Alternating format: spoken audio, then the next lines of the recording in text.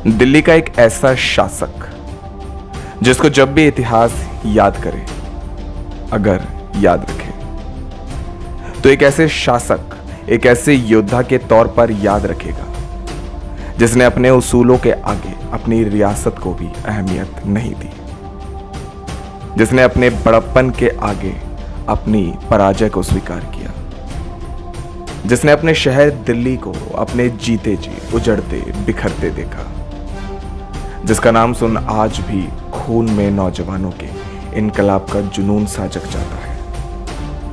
गाथा सुनेंगे उसी महान योद्धा पृथ्वीराज की, कि आखिर कहां गई उस महान शासक पृथ्वीराज चौहान की बसी वो दिल्ली।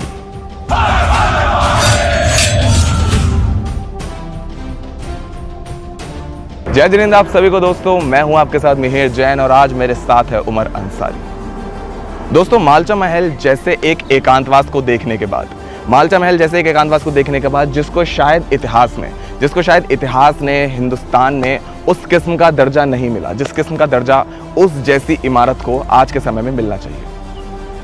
मालचा महल के बाद आज हम लोग आ चुके हैं दिल्ली के मेहरौली इलाके में स्थित किला राय पिथौरा में, जो कि पृथ्वीराज चौहान, जो कि हिंदुस्तान दिल्ली के आखिरी हिंदू शासक थे, उनके एक ऐसे किले को देखने के लिए जिसका रत्ती भर भी इल्म शायद हमारे हर हिंदुस्तानी भाई को ना हो, क्योंकि ये जगह उतनी प्रचलित नहीं जितनी दिल्ली के अन्य ऐतिहासिक स्थल। आज हम जानेंगे कि दिल्ली आखिर ऐसा कौन सा राज अपने भीतर दफन किए बैठे हैं ऐतिहासिक सम्राट पृथ्वीराज चौहान के बारे में, जिससे हम सभी हिंदुस्तानी भाई बहन शायद वंचित हैं।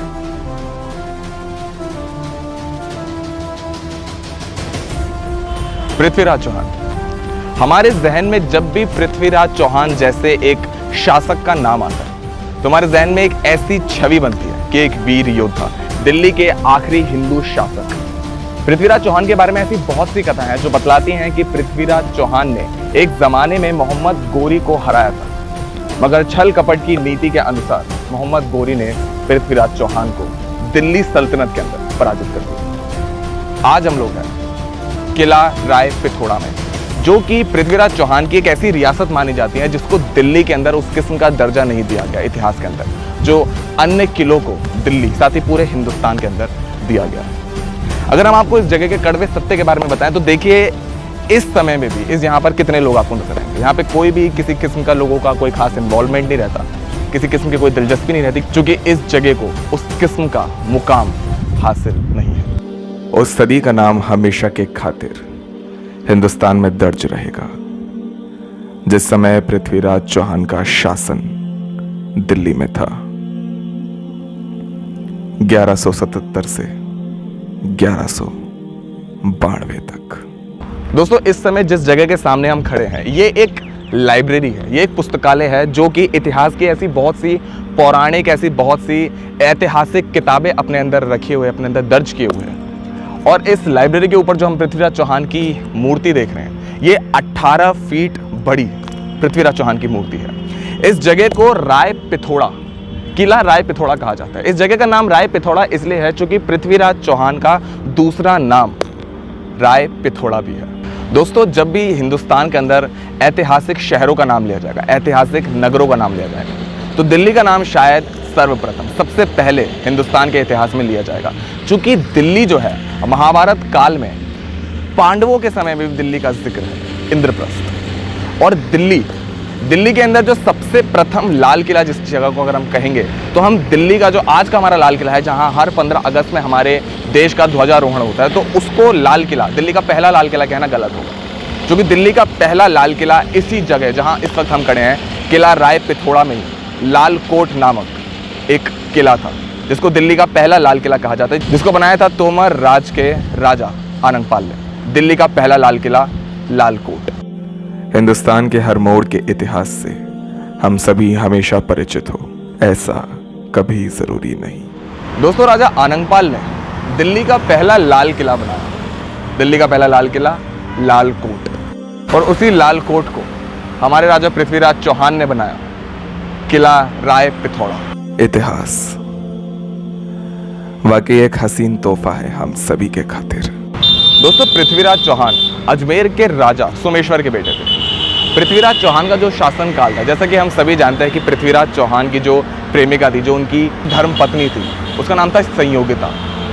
पृथ्वीराज चौहान संयोगिता की पूरी जो एक प्रेम कहानी है, पृथ्वीराज चौहान की संयोगिता के साथ प्रेम कहानी से लेकर मोहम्मद गोरी के आक्रमण तक की जो पूरी जो कथा है, जिसमें हम सभी बताते हैं कि चंद बरदाई ने पृथ्वीराज चौहान के समक्ष एक छंद पढ़ा था और उस छंद को सुनते ही पृथ्वीराज चौहान ने एक शब्द भेदी बाण चलाकर मोहम्मद गोरी को मार गिराया था। ये सारी कथा हमें देखने को मिलती है पृथ्वीराज रासो के अंदर। पृथ्वीराज रासो को जहां कई लोग सत्य मानते, तो कई लोग पृथ्वीराज रासो को महज एक कल्पना मानते हैं। रासो के मुताबिक पृथ्वीराज चौहान और चंद बरदाई की दोस्ती वाकई आज भी एक मिसाल है।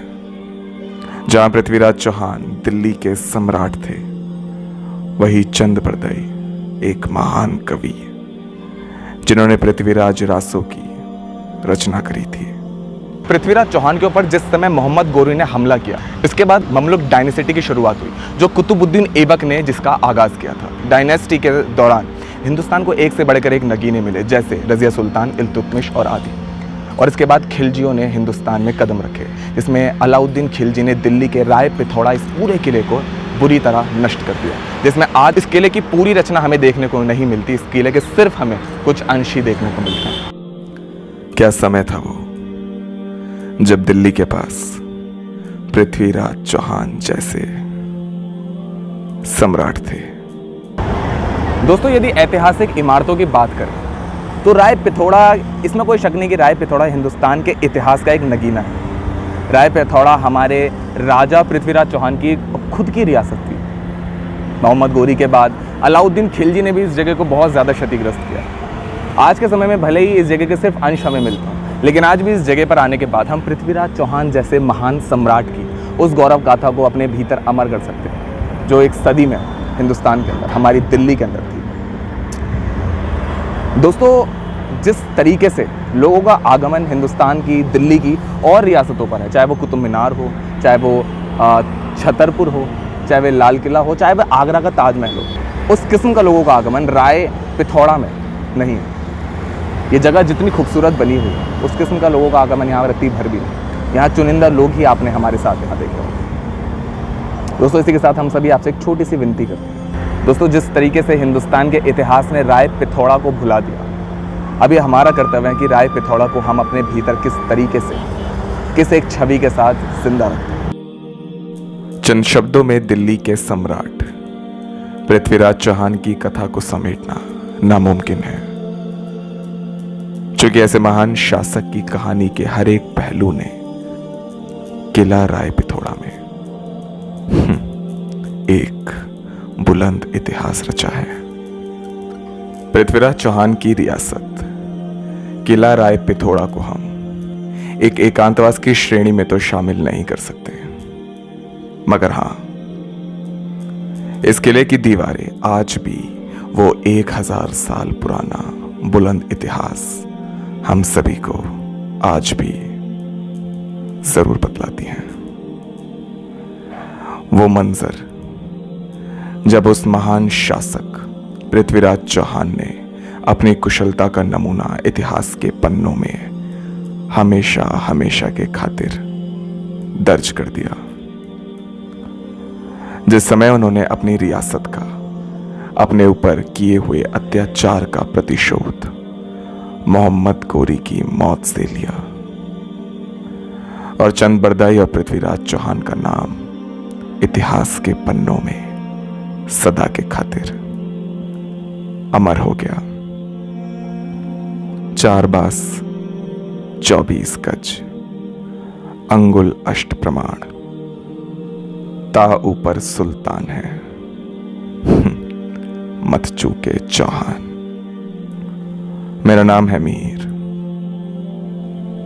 और आपने सुनी मेरी आवाज में किला राय पिथौड़ा की एक कथा।